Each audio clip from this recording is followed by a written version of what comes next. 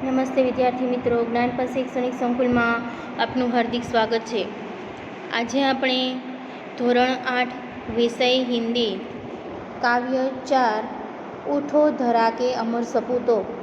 તો આગળના વિડીયોની અંદર આપણે કાવ્ય 4ની ભાષાંતર સહિત સમજૂતી મેળવી અને હવે ત્યાર પછી આ વિડીયોની અંદર તેના જે સ્વાધ્યાયના વિસ્તૃત પ્રશ્નો છે તેની ભાષાંતર સાથે આપણે સમજૂતી આજે આ વિડીયોની અંદર મેળવવાના છીએ. તો શરૂઆત કરીએ તેના વિસ્તૃત પ્રશ્નોથી. પ્રશ્ન નંબર 1 છે, કવિ માહેશ્વરીજી ધરા કે અમર સપૂતો સે ક્યા ચાહતે હૈ? કે કવિ માહેશ્વરી છે એ આ ધરતીના અમર સપૂતો પાસે શું ઈચ્છે છે? તો જવાબ જોઈએ. सदियों की गुलामी के बाद हमारे देश को स्वतंत्रता मिली है. कवि चाहते हैं कि देश के युवा स्वतंत्रता के बाद देश का नवनिर्माण करें. કે આજે વર્ષો પછી આ ગુલામીમાંથી આપણે બહાર આવ્યા છીએ અને આપણા દેશને સ્વતંત્રતા પ્રાપ્ત થઈ છે. કવિ એવું ઈચ્છે છે કે આ દેશના જે યુવકો છે એ સ્વતંત્રતા પછી આ દેશનું એક નવું નિર્માણ કરે. વે લોકો કે જીવન મેં નયા ઉત્સાહ ભરે, એટલે કે લોકોના જીવનમાં એક નવો ઉત્સાહ ભરે, આનંદ ભરે. ઉનમેં નए પ્રાણો કા સંચાર કરે, કે એમાં નવા પ્રાણોનો સંચાર કરે. યુગ યુગ કે મુરઝાએ હુએ ફૂલો કો નઈ મુસ્કાન દે, કે જે યુગો યુગોથી જે મુરઝાઈ ગયેલા ફૂલો છે તે ફૂલને એક નવું સ્મિત આપે. अपनी मंगलमय वाणी से संसार रूपी उद्यान को गुंजित करे, કે પોતાની વાણીથી આ સંસાર રૂપી જે ઉદ્યાન છે, બગીચો છે, એનાથી ગુંજિત કરે, ગુંજતો કરે. वे तरह तरह के ज्ञान प्राप्त कर देश का भविष्य उज्ज्वल बनाए, કે અલગ અલગ પ્રકારનું જ્ઞાન પ્રાપ્ત કરીને દેશનું ભવિષ્ય ઉજ્જવળ બનાવે. इस प्रकार कवि माहेश्वरी जी धरा के सपूतों से अनेक अपेक्षाएं रखते हैं, કે આવી રીતે કવિ માહેશ્વરીજી છે એ આ ધરતીના સપૂતો પાસે અનેક અપેક્ષાઓ રાખે છે. તો આ હતો આપણા પહેલા પ્રશ્નની સમજૂતી. અને ત્યાર પછી આપણે જોઈએ પ્રશ્ન નંબર 2. કવિ નઈ મુસ્કાન કહાં દેખના ચાહતે હૈ? કે કવિ નવી એક મુસ્કાન, એક નવું સ્મિત ક્યાં જોવા માંગે છે? दिलों के फूल स्वतंत्रता के प्रकाश में खिलते हैं. हमारा देश सदियों तक गुलामी के अंधेरे में रहा है. કહે છે કે હૃદયના જે ફૂલો છે એ સ્વતંત્રતા એને મળે તો તેમાં તે ખીલવા લાગે છે. અને આપણો દેશ છે એ વર્ષો સુધી ગુલામીમાં રહ્યો. વિદેશી શાસક यहाँ के लोगों पर अत्याचार करते रहे, કે જે વિદેશી છે, વિદેશની જે શાસન કરવાવાળા લોકો છે એ અહીંના લોકો પર અત્યાચાર કરવા લાગ્યા. अन्याय और तरह तरह का शोषण सहते लोग अपना स्वाभिमान खो बैठे, કે આજે દેશના લોકો અન્યાય અને અલગ અલગ જાતનો જે શોષણથી એ સહન કરતાં કરતાં પોતાનું જે સ્વાભિમાન છે એને ખોઈ નાખ્યું. उनके दिलों में उदासी छा गई. कवि की इच्छा है कि ऐसे मुर्दा दिलों में फिर से नए जीवन का संचार हो. इस प्रकार कवि युग युग से लोगों के मुरझाए हुए हृदय सुमनों पर नई मुस्कान देखना चाहते हैं. કે કવિની એવી ઈચ્છા છે કે આવા જે મુર્દા દિલ, એમ કીધું કે જે સાવ મૃત દિલ છે, મૃત હૃદય છે, તેમાં એક નવા જીવનનો, પ્રાણનો સંચાર કરે અને જે યુગ યુગથી જે મુરઝાઈ ગયેલા ફૂલો છે એમાં એક નવું સ્મિત ઘરે લાવે. ત્યાર પછી પ્રશ્ન 3. કવિને દેશ કે સપૂતો को क्या संदेश दिया है? कवि देश के सपूतों से कहते हैं कि देश स्वतंत्र हो चुका है, अब तुम्हें देश का नवनिर्माण करना है, स्वतंत्रता का लाभ जन जन तक पहुंचाना है.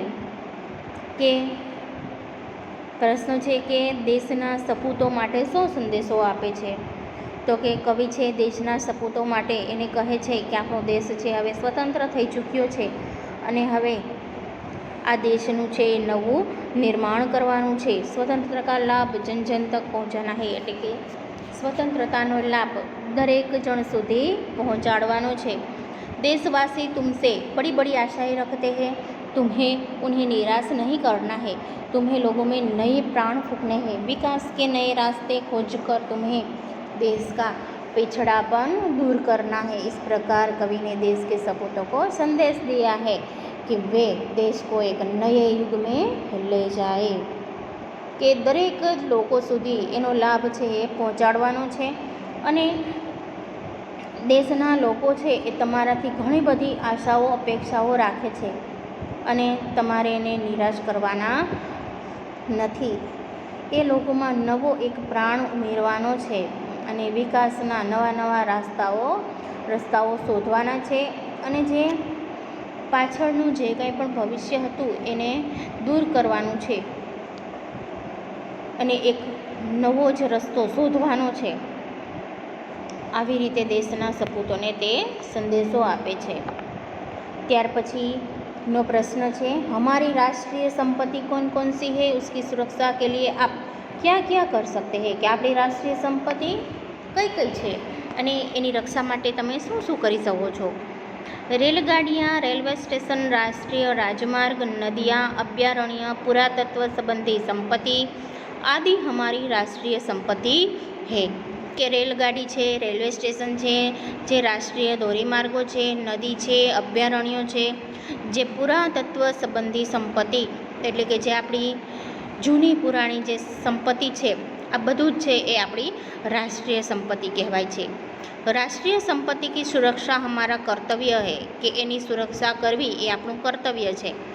હમ રેલ સંપત્તિ કો નુકસાન નહીં પહોંચને દેંગે, કે આપણે જે રેલ સંપત્તિ છે એને આપણે નુકસાન પહોંચાડવા જોઈએ નહીં. રાજમાર્ગો કી મરમ્મત કે लिए સરકાર કો પત્ર લિખેંગે, કે રોડ રસ્તાની જે સુરક્ષા માટે છે એની સુરક્ષા કરવી એ આપણી ફરજ છે અને એનું જે સમારકામ કરવા માટે થઈને આપણે સરકારને પત્ર લખશું.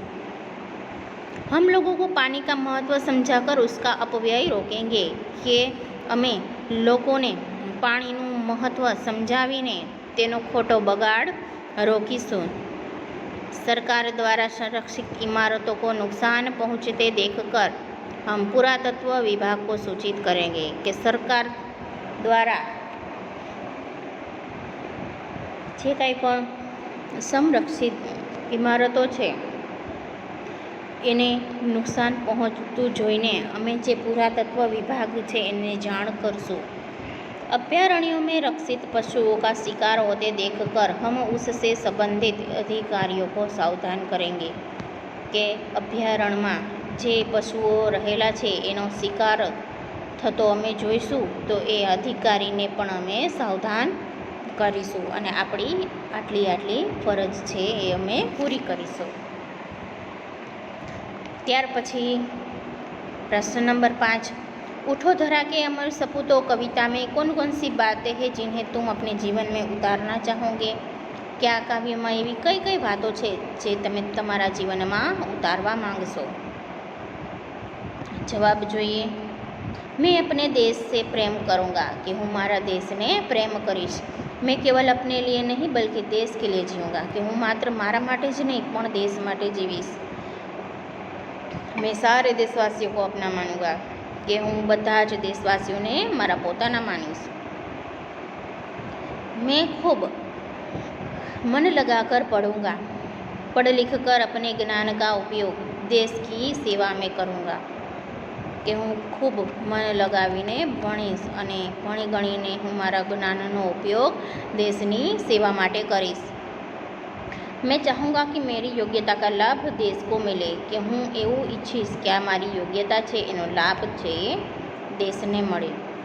मैं ऐसे काम करूँगा जिनसे देश का गौरव बढ़े, કે હું એવા કામો કરીશ જેનાથી મારા દેશનું ગૌરવ વધે.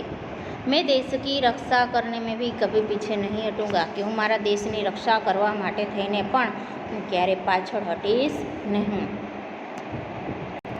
देश के नवनिर्माण के लिए आप क्या क्या करना चाहेंगे? प्रश्न नंबर 6 કે દેશના નવનિર્માણ માટે તમે શું કરવા માંગશો? जवाब જોઈએ। देश के नवनिर्माण का कार्य करना मैं अपना कर्तव्य समझता हूँ કે દેશનું એક નવું નિર્માણ કરવું એને હું મારું કર્તવ્ય સમજીશ। इसके लिए मैं अपने मोहल्ले में एक मित्र मंडल की स्थापना करूँगा કે એના માટે હું મારા જે શેરી गली છે એમાં એક મિત્ર મંડળની સ્થાપના કરીશ। इस मंडल के माध्यम से साक्षरता का प्रसार किया जाएगा કે આ મંડળના માધ્યમથી એક સાક્ષરતાનો विकास करीश, प्रसार करीश। निर्धन परिवारों के विद्यार्थियों को पाठ्य पुस्तकें दी जाएगी કે જે ગરીબ પરિવારો છે, નિર્ધન પરિવાર છે એના માટે હું પાઠ્ય પુસ્તકોની વ્યવસ્થા પણ કરીશ। हम अपने मोहल्ला में एक नया वाचनालय खोलेंगे કે હું મારા વિસ્તારની અંદર એક નવું વાચનાલય એટલે કે લાઇબ્રેરી ખોલીશ। यहाँ बैठकर लोग अखबार पढ़ सकेंगे कि ત્યાં બેસીને લોકો છાપું પણ વાંચી શકશે।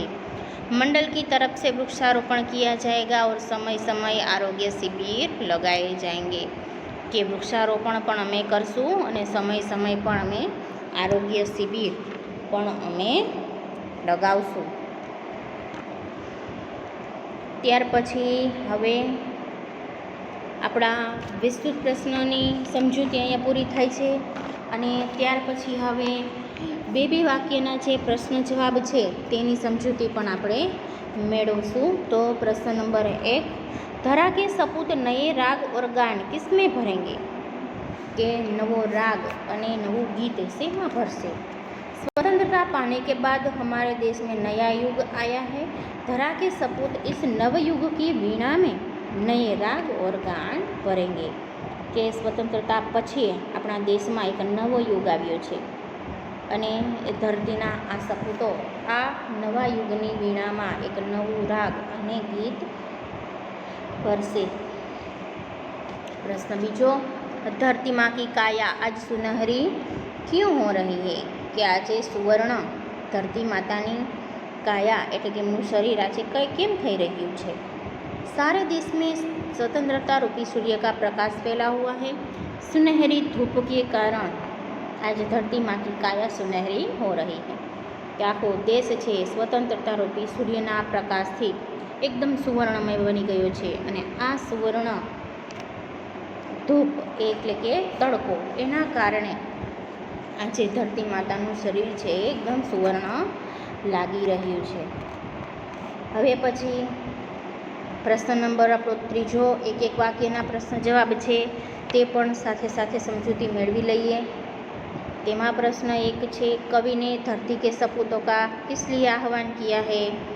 तो जवाब છે कवि ने देश का नवनिर्माण करने के लिए धरती के सपूतों का आह्वान किया है કે દેશનું નવનિર્માણ કરવા માટે થઈને ધરતી કે સપૂતો કા આહવાન એટલે કે એને લલકાર એને કર્યો છે। कवि ने प्रातः काल को नया क्यों कहा है કે સવારને નવી કેમ કીધી છે? કેમ કે यह स्वतंत्रता का प्रभात है કે આ સ્વતંત્રતાનું સવાર છે એટલા માટે। लोगों में नई उमंगे और तरंगे क्यों है કે લોકોમાં નવો ઉમંગ અને ના જે તરંગો છે એ કેમ છે? તો કે સદીઓ की पराधीनता के बाद देश को स्वाधीनता मिली है કે આજે જે વર્ષોથી ગુલામીમાં જે દેશ હતો એને આજે સ્વતંત્રતા મળી છે માટે લોકોમાં એક નવો ઉત્સાહ છે। डालों पर बैठे पंछी क्या कर रहे हैं કે डाल ઉપર બેઠેલા જે પંખીઓ છે એ શું કરે છે? डालों पर बैठे पंछी नए स्वरों में गा गा कर अपनी खुशी प्रकट कर रहे हैं કે નવા નવા અવાજમાં એ ગીત ગાઈને પોતાની ખુશી પ્રગટ કરે છે। नूतन मंगलमय ध्वनियों से किसे गुंजित करना है? नूतन मंगलमय ध्वनियों से जगत रूपी उद्यान को गुंजित करना है કે આ જગત રૂપી જે બગીચો છે એને ગુંજતો કરવાનો છે। પ્રશ્ન છઠ્ઠો, કવિને કિસે શુભ સંપત્તિ કહા હે કેને શુભ સંપત્તિ કહી છે? તો કે સરસ્વતી કે પાવન મંદિર કો જે સરસ્વતીનું જે પવિત્ર આ મંદિર છે એને શુભ સંપત્તિ કહ્યું છે. प्रश्न नंबर 7 અને આપણો આ છેલ્લો પ્રશ્ન, नवयुग का आह्वान कैसे किया जाएगा? ज्ञान के सैकड़ों दीपक जलाकर नवयुग का आह्वान किया जाएगा. કે જ્ઞાન રૂપી જે સેંકડો દીવાઓ પ્રગટાવીને એક નવા યુગનું આહ્વાન કરી શકાશે. તો આ હતા આપણા વિસ્તૃત પ્રશ્ન, બે વાક્યના પ્રશ્ન અને એક વાક્યના પ્રશ્નોની સમજૂતી. તો આપણા આ પાઠની અને આ કાવ્યના પ્રશ્નોની સમજૂતી આપણે અહીં પૂરી થાય છે. અસ્તુ.